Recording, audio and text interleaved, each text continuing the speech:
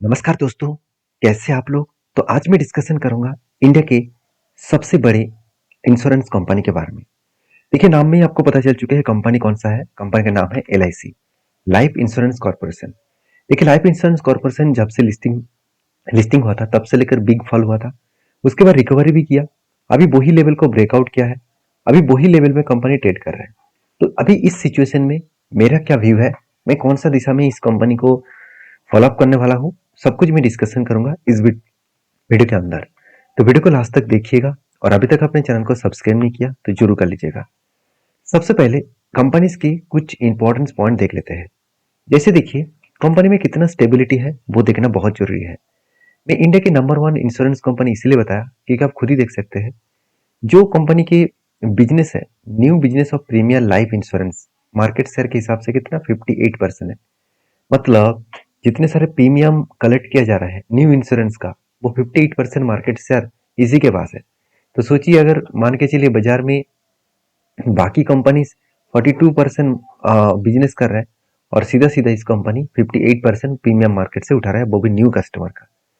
और देखिए, number of groups of policies कितना है, 81%। Number of individual in policies कितना है, 75% के आसपास। प्रीमियम कितना कलेक्ट कर रहा है, मार्केट क्या हुआ है, 64% के आसपास।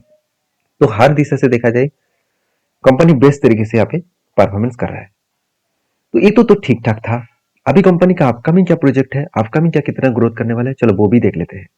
कंपनी के न्यू प्रोजेक्ट के बारे में बात करो तो अब ध्यान से देखना। कंपनी जीवन साथी इस सॉरी जीवन सम्राट मतलब समृद्ध इस तरीके से कुछ प्रोडक्ट लॉन्च किया। और साथ ही साथ कंपनी जो देवी प्रोजेक्ट है, डिजिटल मतलब ट्रांसफॉर्मेशन प्रोजेक्ट है, उसको भी लॉन्च किया। अभी करना क्या चाहते हैं, मैं एक बार आपको बताना चाहूंगा कि company next generation digital insurance platform project करना चाहते हैं। अब यहाँ पे देख सकते हैं LIC सिलेक्ट्स इन्फोसिस, मतलब इन्फोसिस को चूज किया है for next generation digital insurance platform. मतलब मान के चलिए, आज हम लोग को LIC करने के लिए कहाँ पे जाना पड़ता है, किसी न किसी एजेंट को पकड़ना पड़ता है। और LIC के सबसे ज्यादा एक्सपेंस कहाँ पे है, एजेंट के। तो एजेंट को उसको सबसे ज्यादा पैसा देना पड़ता है। तो अगर वो डिजिटली प्लेटफॉर्म के माध्यम से मार्केटिंग करके वो उस प्लेटफॉर्म को स्ट्रॉन्ग कर दे, तो जो इसका एजेंट है वो एजेंट खत्म हो जाएगा, एजेंट का जरूरत नहीं पड़ेगा, तो कंपनी के बहुत ज्यादा रेवेन्यूज बढ़ जाएगा। क्योंकि आज सबसे ज्यादा अगर एजेंट है वो है LIC के पास। तो इसको वो चेंजेस करना चाहते हैं। साथ ही साथ कंपनी ये भी बता रहा है कि कंपनी के कैपेक्स क्या है। अगर मैं कैपेक्स के बारे में बात करूं तो कंपनी अपकमिंग टाइम्स में बहुत ज्यादा कैपेक्स अनाउंसमेंट करने जा रहा है। कॉस्ट बेनिफिट मतलब एनालिसिस के ऊपर कंपनी कैपेक्स अनाउंसमेंट करने वाला है। साथ ही साथ डिफरेंस फ्रॉम ऑपरेशन एक्सपेंस, तो अलग अलग कंपनी ऑपरेशंस करने वाला है, नया नया प्रोजेक्ट के ऊपर काम करने वाला है, जिसके लिए भी कंपनी एक्सपेंस करने वाला है कैपेक्स को। साथ ही साथ आप देख सकते हैं एग्जाम्पल्स ऑफ कैपेक्स, जैसे डेवलपमेंट, साथ ही साथ कंप्यूटर्स, फीचर्स एंड व्हीकल्स, साथ ही साथ पेटेंट्स एंड लाइसेंस। तो इस तरीके से प्रोग्राम के लिए भी कंपनी का एक्सपेंस करना पड़ेगा, तो इसके लिए भी वो कैपेक्स को अनाउंसमेंट करने जा रहे हैं।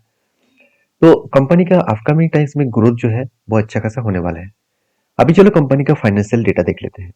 अगर मैं डेटा के हिसाब से बात करूं तो कंपनी का मार्केट कैप करीबन 5.5 लाख करोड़ के ऊपर है। 5,87,000 करोड़ के ऊपर है कंपनी का मार्केट कैप। और वैल्यूएशन वाइज मुझे बेस्ट वैल्यूएशन देखने को मिला, क्योंकि 14 इसका पी रेशियो है और इंडस्ट्रीज पी रेशियो 58 है। अगर यही पी रेशियो के मैं कंपनी के खुद के 5 साल के डेटा देखूं तो कंपनी के 5 साल के पी रेशियो एवरेजली जितना है आज भी उतना पी रेशियो देखने को मिला। ये मुझे बेस्ट पॉइंट लगा, मतलब कंपनी अच्छी, कंपनी सस्ते में मिल रहा है। तो कंपनी के ऊपर ROC तो बेस्ट देखने को मिला, इनकम भी जबरदस्त है, 1 रुपया भी कर्जा नहीं है। अभी कंपनी के देखिए, मैं क्वार्टरली अगर रिजल्ट को देखूं तो कंपनी का सितंबर का रिजल्ट अभी तक आया नहीं। 18 नवंबर, 8 तारीख को जो नवंबर का जो रिजल्ट है वो आने वाला है। और आज आज हो रहा है 6 तारीख। तो देखिए यहाँ पे रिजल्ट पिछली बार कैसा हुआ वो देखना जरूरी है। कंपनी कंटिन्यूसली खुद के जो रेवेन्यूज है, सेल्स जो है वो लगातार बढ़ाते चले गए।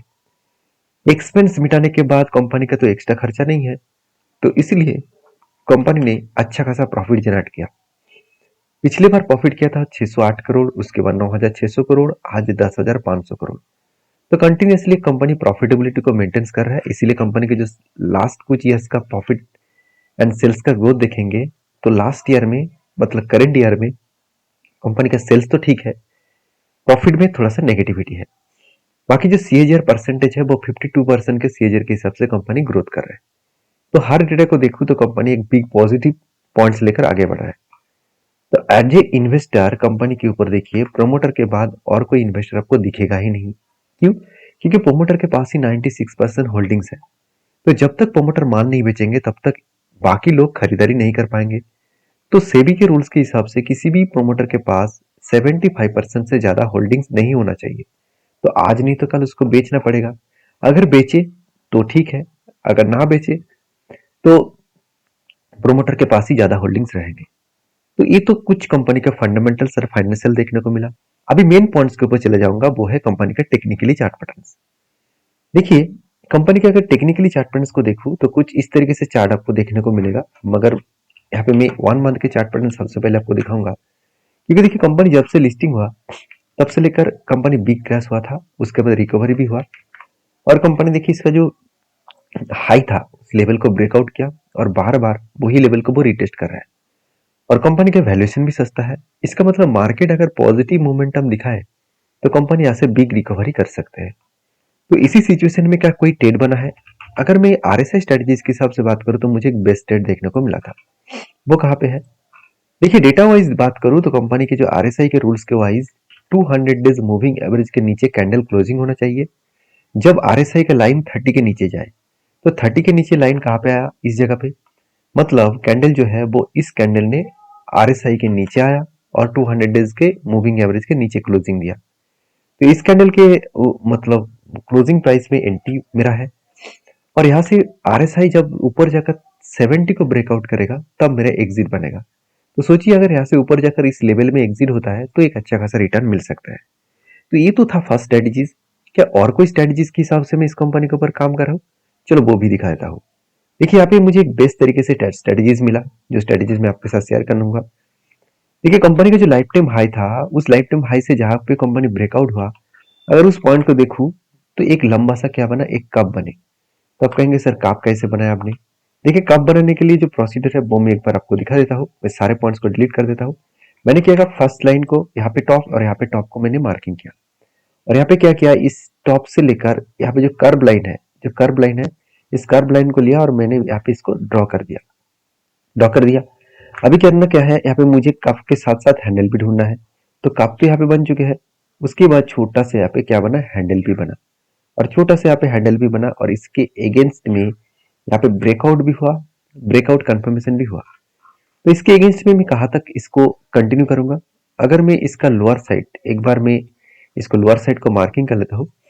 लोअर साइड से अगर टॉप लेवल तक मार्किंग करूँ तो कुछ इस तरीके से रेंज देखने को मिलेगा, और इसी रेंज के बेसिस में इसका अगर ऊपर बिठा दूं तो टोटली यहाँ पे जो ड्यूरेशन देखने को मिलेगा 42%। मतलब 42% तक जर्नी होने का चांसेस है, जो 1300 रुपीज के आसपास है।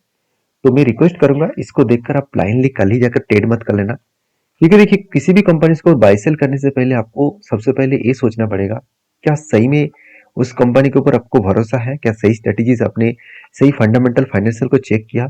अगर ये सब कुछ आपको पता है तो आप आपके हिसाब से, आपके रिस्क के हिसाब से जरूर काम करिए, क्योंकि रिस्क लेना है तो आपके हिसाब से लेना पड़ेगा। किसी को बात सुनकर काम मत करिए। हाँ, मेरे इतने सालों के एक्सपीरियंस के हिसाब से जो स्ट्रेटेजीज मुझे देखने को मिलता है वो ही मैं आपके साथ शेयर कर रहा हूँ। जो स्ट्रेटेजीज के ऊपर मैं काम करता हूँ वही स्ट्रेटेजीज मैं आपके साथ शेयर कर रहा हूँ। तो यहाँ पे मेरा कोई रिकमेंडेशन नहीं है, आप प्लीज एक बार आपके एडवाइजर के साथ बातचीत करके काम करिएगा।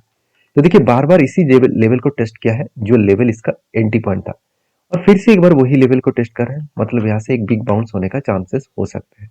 तो मार्केट जब तक उसको ट्रेंडिंग ना दे तब तक वो ऊपर जा नहीं पाएंगे। अब एक चीज को मैं आपको बताने वाला हूँ, यहाँ पे ध्यान से देखना।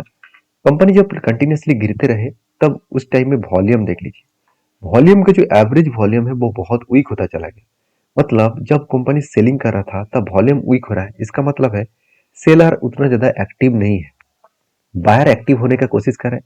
तो जब देखिए यहाँ पे हाई वॉल्यूम हुआ, यहाँ से कंपनी बाउंस बैक किए। उसी तरीके से पहले भी देखिए हाई वॉल्यूम हुआ, यहाँ से भी बाउंस बैक करने का कोशिश किया। और प्रीवियस अगर डेटा को देखेंगे तो देखिए यहाँ पे भी वॉल्यूम कितना वीक हुआ था जब करेक्शन हुआ था। तो क्या बहुत करेक्शन हुआ? बिल्कुल नहीं। एक लेवल तक करेक्शन होने के बाद कंपनी धीरे-धीरे करके एक ही रेंज के अंदर काम किया और फाइनली जब वॉल्यूम हुआ शुरू हुआ तब कंपनी ऐसे बिग बाउंस किया। तो इसी के लिए हम लोगों को इंतजार करना पड़ेगा क्योंकि किसी भी कंपनी के ऊपर हमेशा ट्रेंडिंग नहीं होता। कभी-कभी मार्केट रुकेगा, कभी ना कभी वो फिर से रिकवरी होने में टाइम लगेगा। तो ये था मेरा व्यू।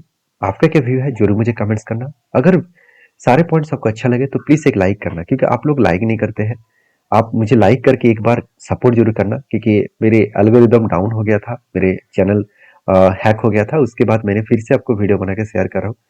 तो आपके प्यार के कारण, आपके सपोर्ट के कारण, तो आप लोग प्लीज सपोर्ट करिए, लाइक करिए, कमेंट्स करिए, दोस्तों के साथ शेयर भी करिए।